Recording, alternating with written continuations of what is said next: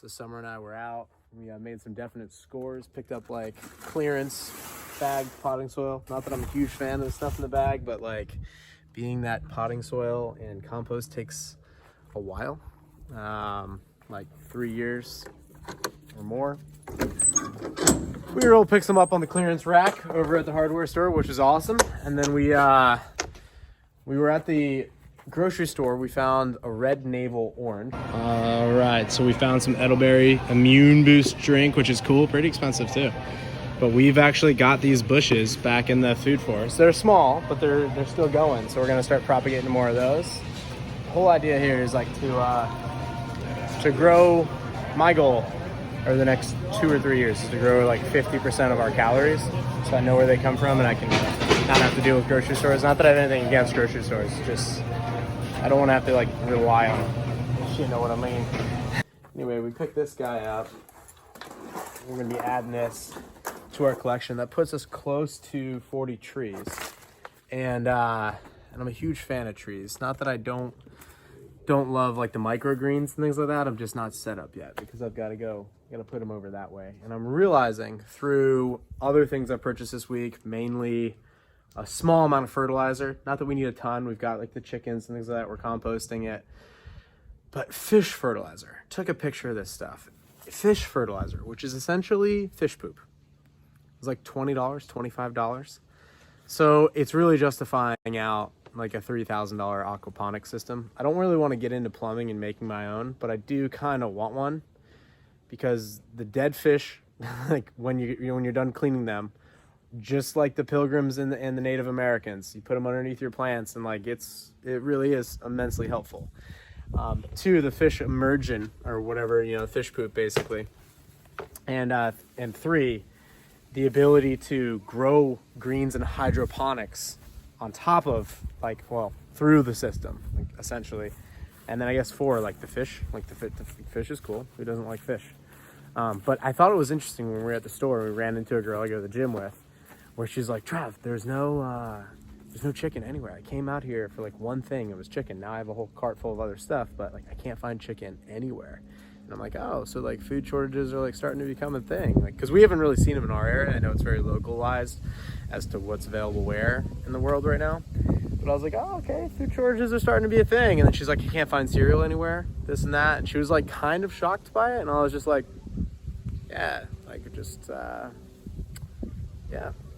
So we were also able to score some additional pineapples, which actually I got to pull out of the trailer. I forgot about this. All right, so Summer and I are here in the grocery store stacking up on what? Pineapple tops. Comes out of the machine right here. People slice their pineapples and then puts in a trash can underneath. We've got them. We also found some heirloom tomatoes, which are crazy. I'm gonna show you guys this. This is insane right here. Look at the colors of these tomatoes. Probably need to pull them out of the bag, huh? Like, look at that's like a tomato. Have my assistant help me out here. Hold that one. We've got, like, look at this. That's kind of like a normal looking tomato. But I've got some more but crazy. If it's like green, then it's like not ready. Look at this thing. Now that one's crazy. That one's crazy, right? And this one's a yellow tomato, which is pretty wild too. Yeah, because if they're like this, then they're not ready. These aren't ready. So all excited. So these heirloom tomatoes are tough to find. These seeds, you can find them. They sell them online, but they're basically like non-genetically modified tomatoes. We'll go ahead and put that one back in there. So what we're gonna do is we're gonna go home, wash them. We're gonna dissect them, pull all the seeds out, and we're gonna dry those seeds according to color, and then we're gonna try to grow those seeds in the food forest. So we've got quite a bit of work ahead of us, but the idea there is like those genetics are actually hard to find. When you go to the store, you go to Home Depot or anything like that, you try to find, try to find something that's not a GMO, honestly. And those ones in particular are like natural, if you will. So it's pretty cool. Also saw a girl I work out with in the gym, and she's all like, there's like no chicken. There's like, I came here for chicken. I can't find it anywhere. I'm like, oh, food shortages are like a thing, huh? She's like, there's no cereal. I'm like, oh, well, got some pineapples out of the machine there. And so essentially what I'm getting at is like, there's so much stuff you can do. None of this really costs us any money today. I mean, yeah, we bought an orange tree and we're in an area where they grow well. So like, why not? But I mean, these guys here, these guys are free. Like these guys, like, got a bunch of them for free, and these are super easy. You just actually rip off the tops. There's like still fruit on there, you know, like, but you rip off the tops and you pull back like 3 or 4 layers. There's a ton of YouTube videos on how to do it, and you just plant them, and that's it. And so we have, I don't know, we're approaching 50 pineapples, which is good. Like I want as many as I can have, and then every time we eat a pineapple or consume one, we'll plant another. So they'll just like continue to yield more and more. We picked up some star fruit today, like just 2 of them. We picked up some mangoes because I want the seeds. I want to be able to seed this stuff off. And then you can go to the store and you can buy food and you can literally seed off of it. And I think it's a smart move. Like I don't see how it hurts, especially if you're in an area where you're like, I'm probably going to be here for a little bit. You can grow these things. You can graft off these things. This tree right here is actually grafted. You can kind of see right there where that hump is. That's where the graft was. This is originally a seed of, you know, whatever, and then they grafted this navel variety on here. So when this thing starts to get larger, I'll actually just cut off some of the green. Thus why I bought some additional oranges today at the store, so I can get the seeds out of it, dry it, sprout the seeds, and once I've got a few seeds, I'll graft this onto that. I'll create, hopefully by middle of the summer, next fall, somewhere around there, like, or this fall, hopefully I have like another 4 of these, copy of 4 of these. And then, you know, the previous year, if I want to make another 12 or even 50, it'll be easy to do once you've got that initial base. It's somewhat exponential. As inflation continues to rip, prices on that stuff is just going to go up. Prices on foods are going to go up. Prices on plants are going to go up. Prices on compost are going to go up. So essentially you're creating everything from scratch, like as a farm, like as a micro farm. So if you're in an area where you can do it, or Mackie at Ironside Ranch, he and I spoke.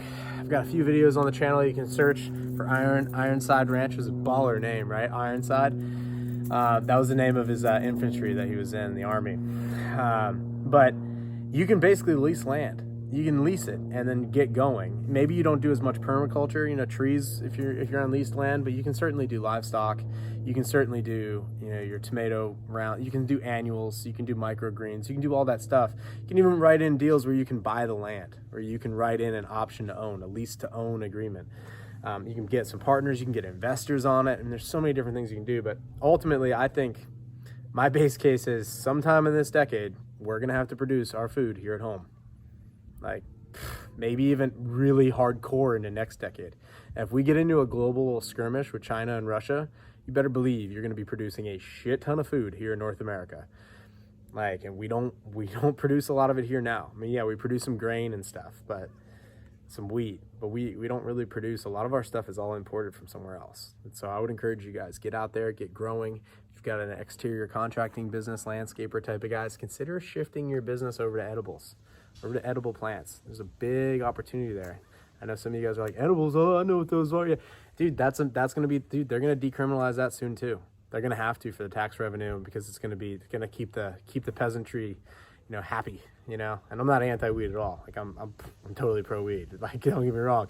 So it's like there's gonna be opportunity there. Those guys are into compost tea. Those guys need compost. Those guys need growing supply, growing medium. You know, anyone that gets into that game, they need software services. There's a lot of accounting that goes in behind that, a lot of regulatory issues there. So many opportunities, but I just think agriculture is a upward trend. And I think that we are very early to the beginning of that trend, because the average farmer in North America is over the age of 50. And Wall Street considers anything with an average age of over 37 to be a dead industry or a dying industry. I think that we've maybe seen a bottom in ag, and I think that it's going to go up from here. But anyway, I would encourage you guys, just get growing. And, you know, until next video, I will see you in the comments.